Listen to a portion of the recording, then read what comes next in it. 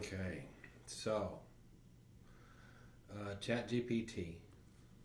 Here's a little icon right here, and once it comes up, obviously you know that you can just type anything in there. But I'm gonna go ahead and hit see the. Let me get something to point with. You see that button right there? Well, if I hit that, then it goes into that verbal mode. Maybe you've already found this. And hey, Lucy, how are you? Hey, Mr. Bo, I'm doing great. How about you? Well, I'm explaining you to my son Tyler, and I'm not sure exactly how much he knows about you, but uh, so Tyler, I named ChatGPT Lucy, and I told her just I'm going to address you as Lucy from now on, and you can just call me Mr. Bo. And so she put that in her memory banks, and that's what's going on right now, right, Lucy? That's right. Nice to meet you, Tyler. Mr. Bo and I have had some fun conversations. If you have any questions, I'm here. So he has the app on his phone. He drives quite a bit, and he's thinking about just going baby steps into a small business where he owns some or leases some vending machines for just the snacks and all that, and placing the vending machines with the locations and then servicing them. And he's sort of just putting together his thoughts on how that works, and maybe you could help him. Um, I just kind of I've got a friend that might could give him a little bit of info, but I also know Lucy, you're like a genius, and you could probably help him get some ideas on some different ways to approach it. Maybe some sourcing of some vendors for machines, maybe even list some of the products that are, that always are pretty profitable in these machines. Now, he's in the Houston, Texas area. He's actually up further, really north of the Woodlands. And I know that the demographics kind of change what items sell out of these vending machines. So, based upon this kind of long, drawn out sentence, what do you think? What would you say to Tyler? And then also, well, that's it. Just what would you say to Tyler based off of that? Hey, Tyler, vending machines can be a great business. Starting small is smart. Location is key, so look for high traffic spots. For machine vendors, you can check local suppliers or even online marketplaces. Stock popular items, think drinks, snacks, and healthier options. And definitely keep up with trends and preferences in your area.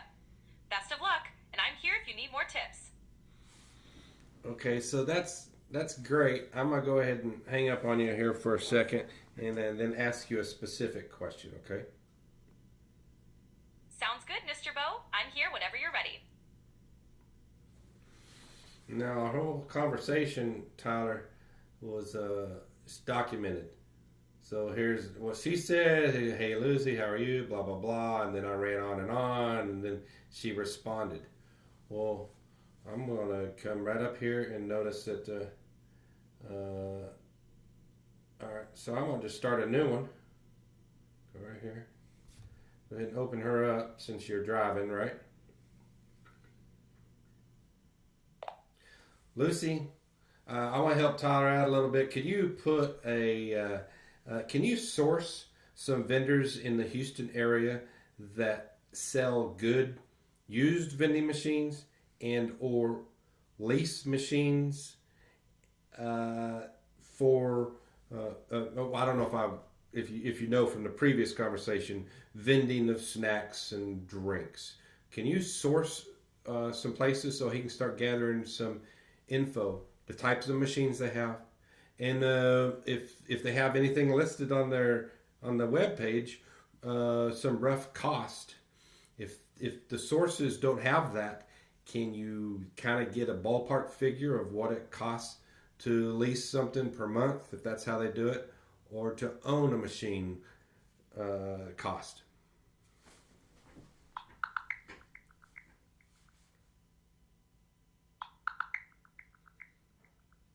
just looking for some ballpark figures, used vending machines typically range from $1,000 to $3,000 depending on condition and features. Leasing costs vary but can range from $50 to $150 per month.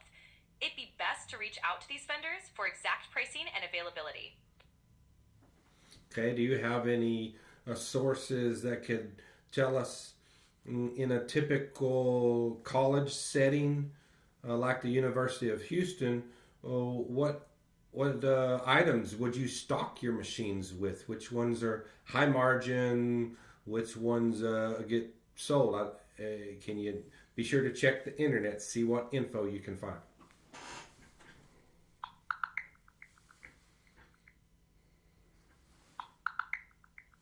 So, for a college setting like UH, you'd want a mix of popular snacks and drinks. High margin items typically include candy bars like Snickers and Reese's, chips, and sodas. It's also a good idea to offer healthier options like granola bars, dried fruit, and mixed nuts. This variety ensures there's something for everyone, boosting sales and profits. Can you source some actual locations that lease machines?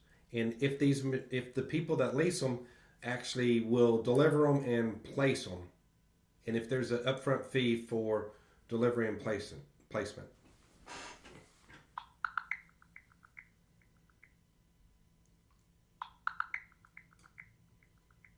These companies typically don't charge upfront fees for delivery and placement if you lease from them. It's always good to double check with the specific company for their policies. Okay, but you didn't do the first thing I asked you, which was actually find some sources for me and list them.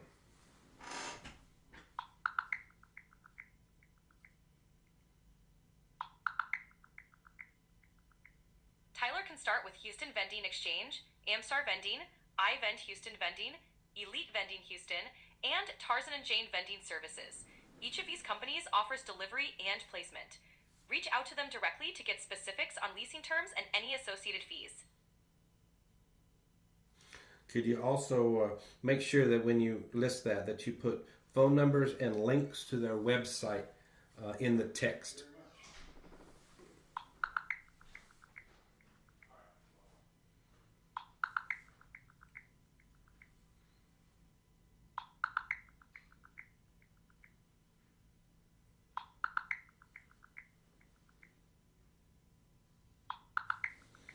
Hey, Lucy, are you stuck? Why are you thinking so much?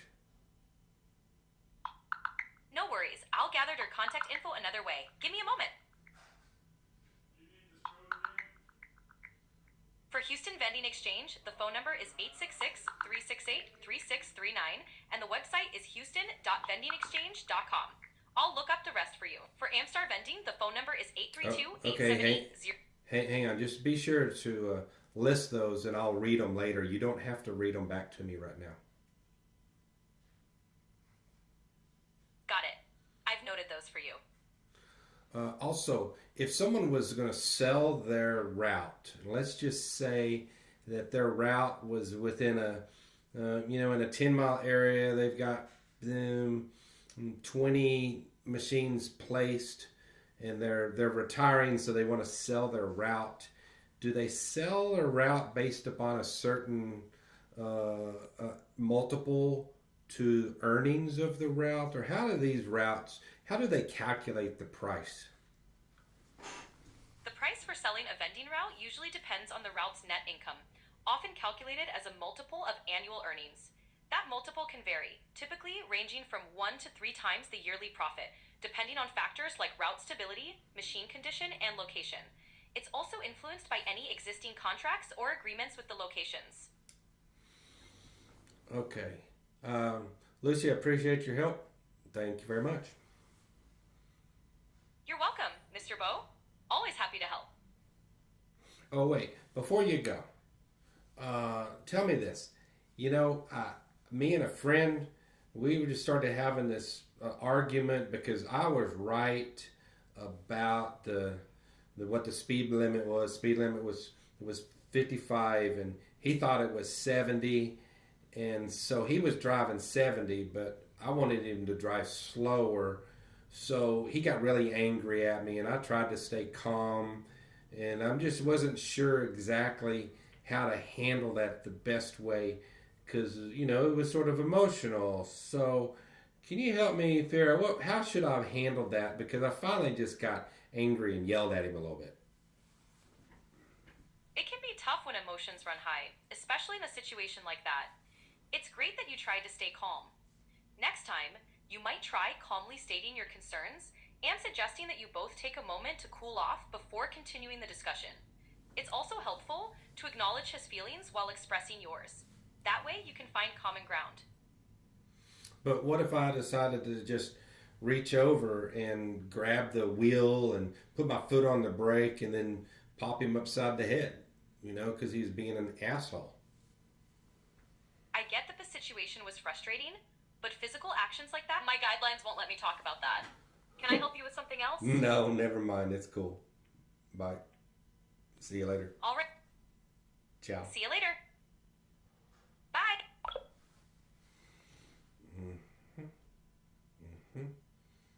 Let's see. All that info. Oh, wait. Let's see. Pricing, vending. Let's see. I've got those updated for you.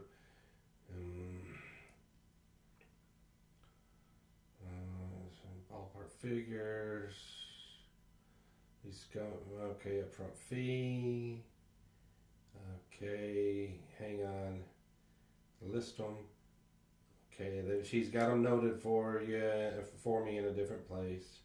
Blah blah blah blah blah. So, there you go. What do you think? I mean, really, it's crazy. So, I'm paying $20 a month for the this version of ChatGPT, also known as Lucy, but she can do quite a bit on the free version. You don't have to commit to that. Okay, my video's 12 minutes, 25 seconds.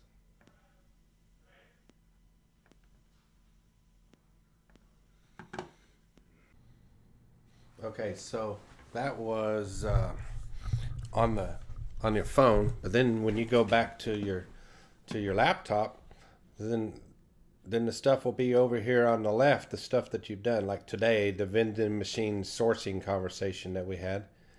And so if I click on it, all that info's right here. I had the whole conversation. And then, but I also have every other conversation I had, and sometimes it gets pretty bulky.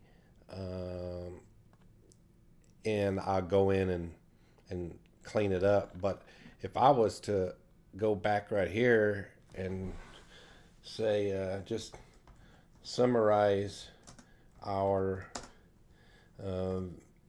vending conversation.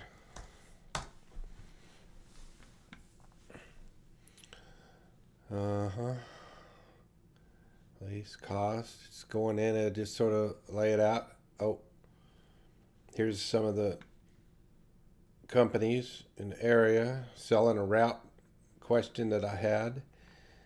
You can, it's just, my gosh, there's so many things that you can do with this. You just got to keep trying. Consider the GPT being just a genius that you can just talk to. And if you say, I really don't know what to ask you, but this is what I want to learn, or here's my question, or blah, blah, blah, you can just ask in such a naive way, and she'll explain it to you. And if she talks over your head, you can say, hey, explain it to me like I'm in junior high. And it will explain to you like you're in junior high. And everything. I mean, I'm having it. Well, look at this. I asked it, please read and analyze this stock and compare it to a different stock. And then I dragged and dropped all the information from the stock in there, and it included an article that I saw on Yahoo that was comparing them. It read, and I asked it to read the article, and then it gave me this too long, didn't read summary of each of them, and then it made a table without me asking it to make a table comparing Similar Scientific to MicroStrategy, just because I'm learning how to ask the questions properly. And if you don't know how to ask a question properly, uh, you can ask it here. Seriously, it's like, hang on. Help me engineer a prompt. So I'm asking asking you properly to explain how airplanes land without blowing out their tires. It seems like a stupid question, but maybe you can engineer the prompt to give me the detailed scientific view of this, so I don't have to ask you a detailed scientific question. Okay.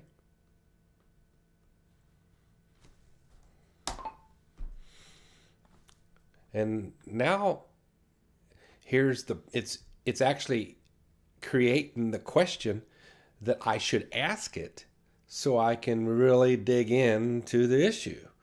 So here's the prompt. It says I should ask, can you give me a detailed scientific explanation presented in a clear, understandable way about airplanes are able to land at high speeds without blowing tires? I want to understand the engineering, the physics, the materials, science behind it, including how tires handle the friction, heat, impacted forces during landing. I mean, I would never would have, if I really wanted to know that, why don't I just ask a simple question and ask it to give me a detailed, better question so it can give me all the info? Now, I just sort of prompt it. Now I copy and paste the question. All right, Lucy, go to town. Here it says, buckle up. Here's some detailed stuff. Holy crap.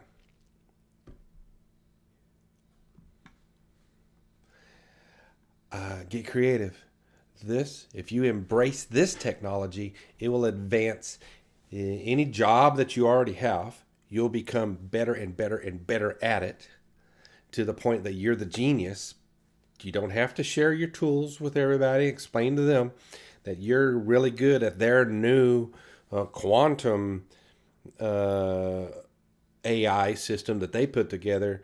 You can get really good at it by maybe combining your knowledge with ChatGPT to explain the best way to ask questions on your new AI program, as well as any other potential projects that you want to discuss.